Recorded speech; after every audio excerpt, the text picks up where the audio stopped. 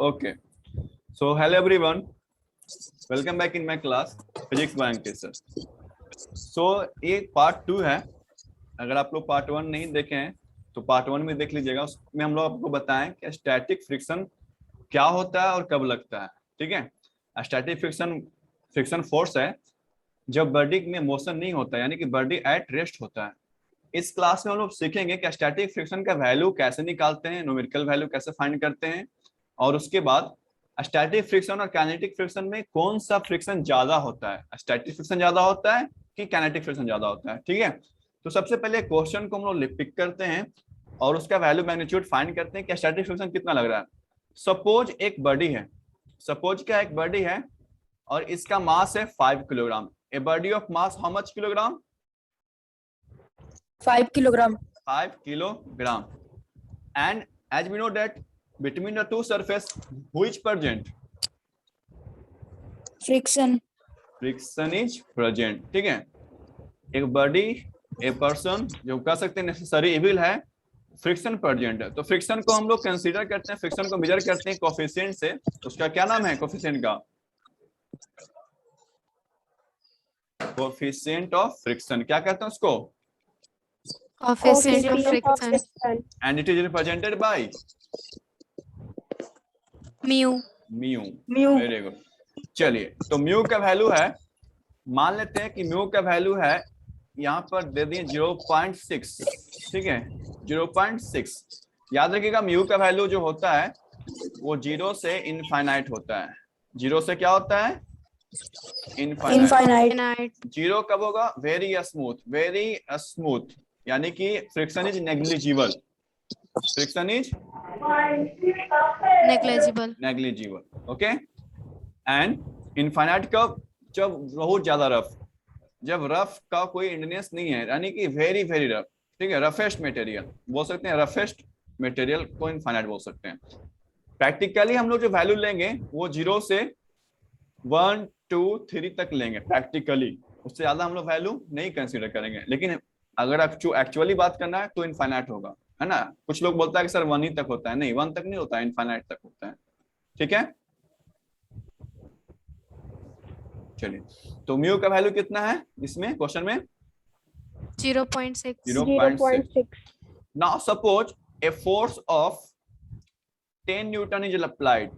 A force of 10 Newton is applied. ठीक है. Question समझ में आ गया हो सबको? A body of mass how much? 5 kilogram. 5 kilogram. It's placed on a surface having coefficient of friction 0.6. 0.6. And a force of how much Newton 10 Newton. is applied? 10 Newton. Very good. Now you have to find that. आपको find करना है कि body का maximum friction कितना है. ठीक है, body का मैक्सिमम फ्रिक्शन कितना है? समझा ना, मैक्सिमम फ्रिक्शन, लिमिटिंग फ्रिक्शन जिसको बोलते हैं. उसके बाद बॉडी में अप्लाइड फ्रिक्शन कितना है. ठीक है, बॉडी में अप्लाइड फ्रिक्शन कितना है. और तीसरा, बॉडी में एक्सेलरेशन कितना है. ठीक है, अगर बॉडी मूव करेगा तो कुछ एक्सेलरेशन होगा, नहीं मूव करेगा तो एक्सेलरेशन क्या होगा? 0. So you are able to solve this question first, or I have to solve this first? We are able to solve. Okay, so you have about 3 minutes to solve this question. Just go ahead.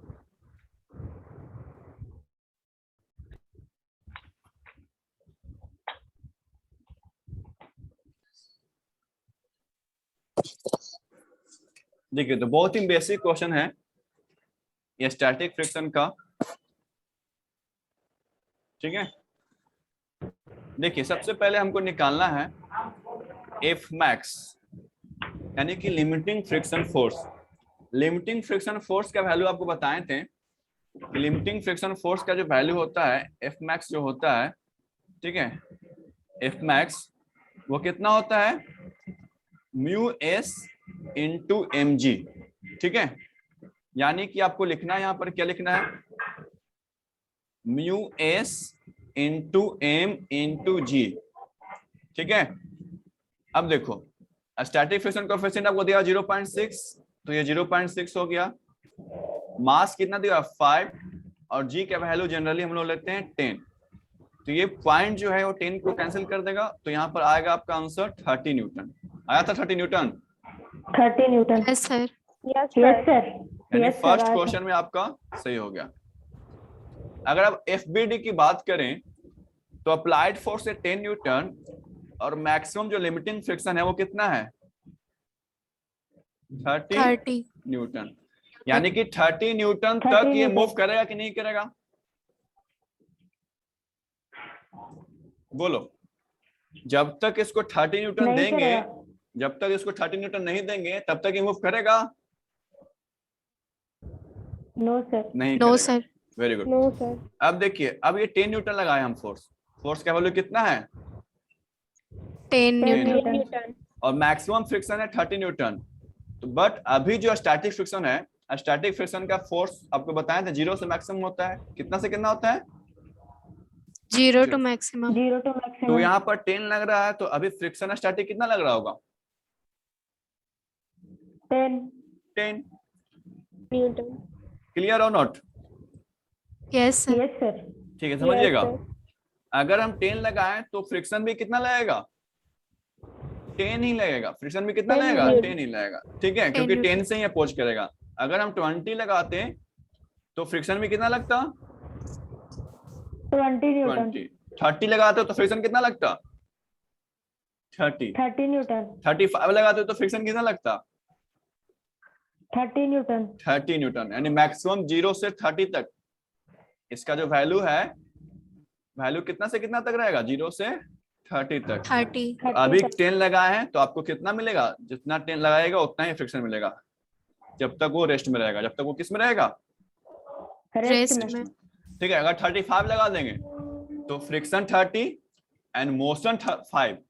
ठीक है, अगर suppose 35 लगा देते हैं तो friction में कितना चला जाता 30 न्यूटन, 5। और मोशन में कितना जाता सिर्फ 5 न्यूटन। 5 न्यूटन। फ्रिक्शन में कितना जाता 30 न्यूटन। और मोशन में कितना मिलता 5 न्यूटन। 5 न्यूटन। अब बताइए, फोर्स 10 न्यूटन है, मैक्सिमम फ्रिक्शन है 30 न्यूटन, तो मोशन के लिए इसको मिला कोई फोर्स या नहीं मिला? नहीं मिला। No sir. मोशन के लिए क्या है फोर्स? कुछ नहीं बचा, 0 बचा। तो एक्सेलरेशन भी कितना हो जाएगा 0 metre per second square. Is it clear? सबको समझ में आया? Yes sir. भूमिका समझ में आया? Yes sir. How you get 2 metre per second square? Both of you? Sir force is equal to mass into acceleration अच्छा, कर दिए थे तो उससे वो कब होगा जब फ्रिक्शन कंसीडर नहीं करेंगे? कब होगा? जब फ्रिक्शन को कंसीडर नहीं करेंगे। अब यहाँ पर फ्रिक्शन है तो इसको भी तो कंसीडर करना होगा ना। जैसे आप लोग रिजल्टेंट फोर्स निकालते थे ना, एक फोर्स राइट में एक फोर्स लेफ्ट में, ऐसा क्यों बताए थे? ताकि हम जब लेफ्ट में बताएं तो इसको ऐड करेगा कि नहीं करेगा। सपोज एक बॉडी पर सिर्फ एक ही फोर्स लग रहा है कि 2 फोर्स लग रहा है? 2 फोर्स। 2 फोर्स। दोनों को कंसीडर करेंगे, सिर्फ आगे वाला को कंसीडर करेंगे? दोनों को। Is it clear? Next time I hope you get right answer. Yes sir. Yes sir. Okay, very good. सबको समझ में आया कॉन्सेप्ट?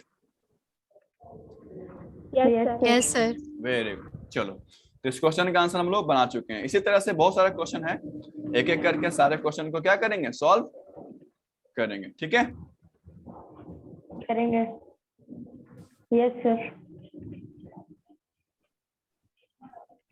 चलिए, तो हमको लगता है कि आपको ये पॉइंट समझ में आ गया होगा।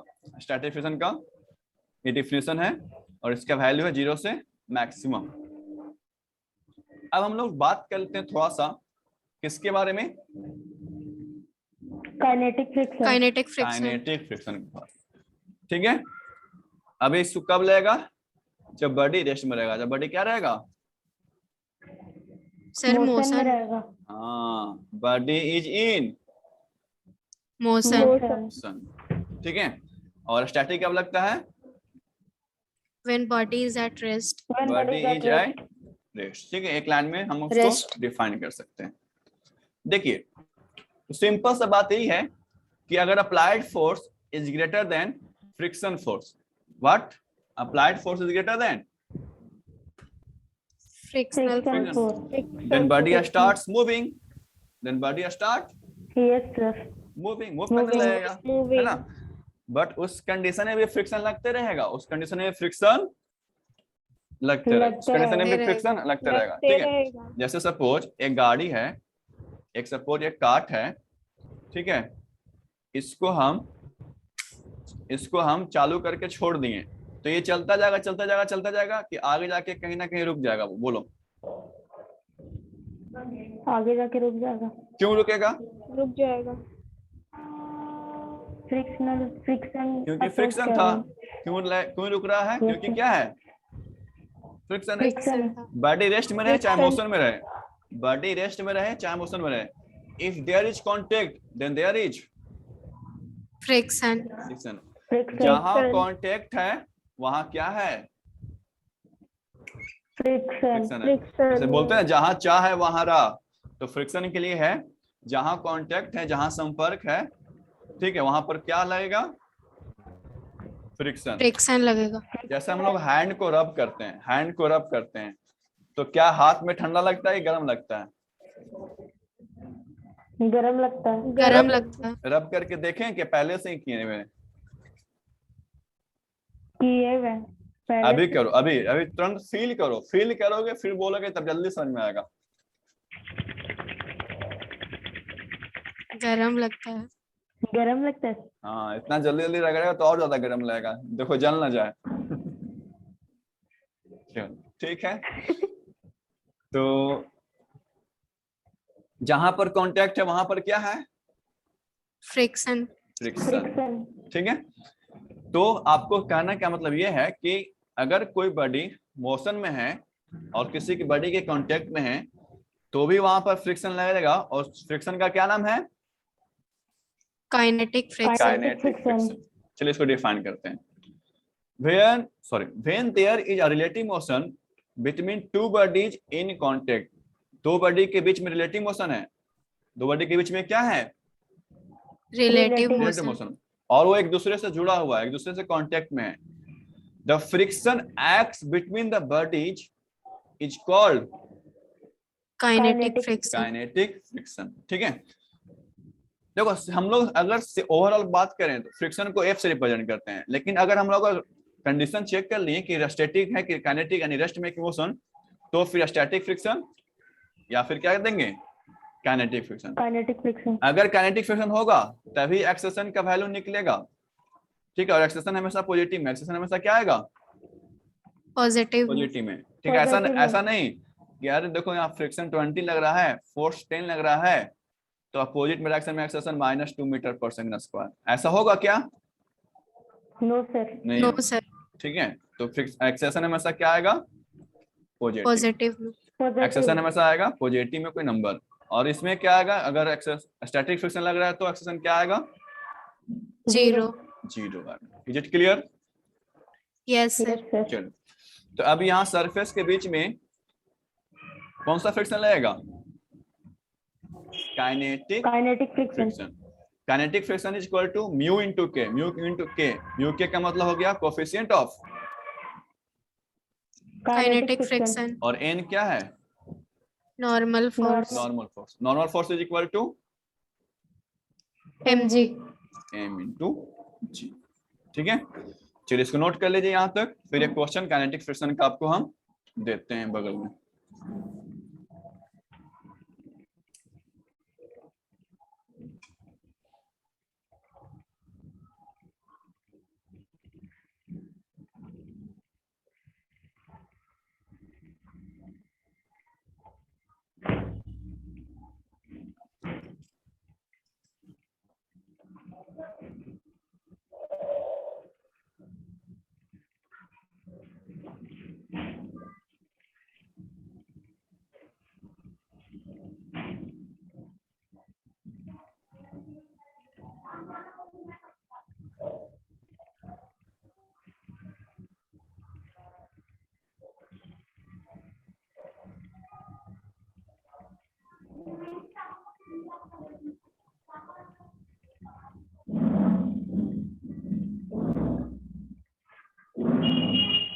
देखिए एक बर्डी है जिसका मास कितना किलोग्राम? 4 किलोग्राम। ठीक है, तो आपको निकालना है मैक्सिमम फ्रिक्शन कितना लगेगा, उसके बाद काइनेटिक फ्रिक्शन कितना लग रहा होगा, उसके बाद अगर बॉडी मोशन में है तो वो मूव कर रहा है कि नहीं कर रहा है तो कितना एक्सेलेरेशन से मूव कर रहा है। You are able to solve this question? Yes, sir. Okay, so you have how many minutes?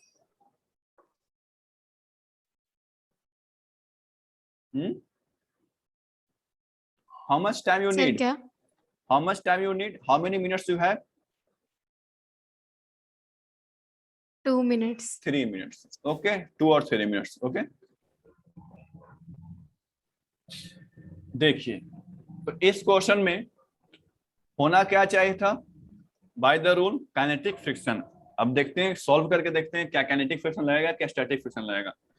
तो काइनेटिक और स्टैटिक में कोई डिफरेंस नहीं है, बस बॉडी का स्टेट पर डिपेंड करता है। रुका हुआ है स्टैटिक फ्रिक्शन, चल रहा है काइनेटिक फ्रिक्शन। कहने का मतलब दोनों फ्रिक्शन ही है। दोनों क्या है? फ्रिक्शन। Friction. डिपेंड करता है कि फ्रिक्शन ज्यादा है कि फोर्स ज्यादा है। फोर्स ज्यादा तो काइनेटिक, फ्रिक्शन ज्यादा तो Static. स्टैटिक। चलिए एफ मैक्स निकालते हैं। तो एफ मैक्स इक्वल टू होता है mu into M into G. ठीक, म्यू कितना है? 0.55। साइड में दिख रहा है, कट रहा है? दिख रहा है। दिख रहा है। फोर्स कितना, सॉरी मास कितना है? 4 इंटू 10। ठीक है, अब इसको हम 100 से डिवाइड कर देंगे और एक 10 कैंसिल हो जाएगा। ठीक है, और इसको हम लोग अगर डायरेक्ट मल्टीप्लाई कर देंगे 220 हो जाएगा। 220/10 is equal to 22 newton. Is it clear और नॉट? Yes, sir. चलो ठीक। देखिए फ्रिक्शन जो मैक्सिमम फ्रिक्शन जहां तक लिमिट कर सकता है, अप्रोच कर सकता है, वो कितना दिया है आंसर? 22 न्यूटन। 22 न्यूटन। और हम फोर्स लगा कितना दिए उससे ज्यादा? 30 न्यूटन। इसका मतलब ये है कि जो मैक्सिमम फ्रिक्शन है वही काइनेटिक फ्रिक्शन होगा। यस या no? Yes, sir. Maximum friction ही क्या होगा? Yes sir. Kinetic kinetic friction. Kinetic friction यानी काइनेटिक फ्रिक्शन में कितना लिखेंगे? 22 2 न्यूटन। 2 न्यूटन। अब हम अगर फ्री बॉडी डायग्राम की बात करें तो बॉडी पर कौन कौन सा फोर्स लग रहा होगा? ठीक है, याद रखिएगा हम हमेशा फोर्स हॉरिजॉन्टल डायरेक्शन में नहीं कहते हैं, क्योंकि वर्टिकल डायरेक्शन वाला जो नॉर्मल है और ग्रेविटेशन है वो आपस में बैलेंस रहता है। मोशन के लिए अभी इसका कोई यूज नहीं है। गाड़ी ऊपर की तरफ नहीं है। गाड़ी ऊपर की तरफ मूव करता है कि हॉरिजॉन्टली मूव करता है? हॉरिजॉन्टली। ठीक है, तो हम लोग सिर्फ और सिर्फ फोर्स कंसीडर करेंगे हॉरिजॉन्टल डायरेक्शन में। Applied force 30 newton, maximum opposing force कितना newton? 22 newton. 22 newton. Resultant force is equal to होता है मास इनटू एक्सेलरेशन। होता है कि नहीं होता है? ये फार्मूला जानते हैं कि नहीं आप लोग? Net force is equal to mass into acceleration होता है ना? Yes, sir. रिजल्टेंट लिखो चाहे नेट फोर्स, नेट लिख देते हैं। अब नेट फोर्स का मतलब होता है force in right direction minus force in left direction. ठीक है, अगर इधर ज्यादा रहेगा तो force in left direction minus force in right direction में, और जिधर फोर्स ज्यादा होता है उधर ही एक्सेलरेशन होता है। जिधर फोर्स ज्यादा होता है उधर ही क्या होता है? Acceleration. एक्सेलरेशन। ठीक, तो हम लिख सकते हैं net force is equal to 30 minus 22 Yes, equal sir. To mass कितना है? 4 4 इंटू एक्सेलरेशन। ठीक है, अब बताओ यहाँ से ए निकलेगा आप लोग से? Yes, sir. A equal to क्या लिखेंगे बताइए यहाँ पर? ए इक्वल टू यहाँ पर बताइए। 2 मीटर पर अरे भाई यार समझ गए। ए इक्वल टू 30 माइनस 22 8 लिखेंगे ना पहले, और डिवाइडेड बाय क्या लिखेंगे? 4। 4. अब लिखेंगे 2 मीटर पर सेकंड स्क्वायर। अब बताओ एक्सेलरेशन में अभी भी कंफ्यूजन है? फिर से बताना पड़ेगा acceleration. No, sir. No sir. तो जल्दी से इसको नोट कर लीजिए। आपको होमवर्क में 2 क्वेश्चन देंगे। ठीक है, आपको वो कहाँ मिलेगा होमवर्क? टेलीग्राम पर। टेलीग्राम पर। That's the right answer. Okay, जल्दी से इसको नोट कर लीजिए।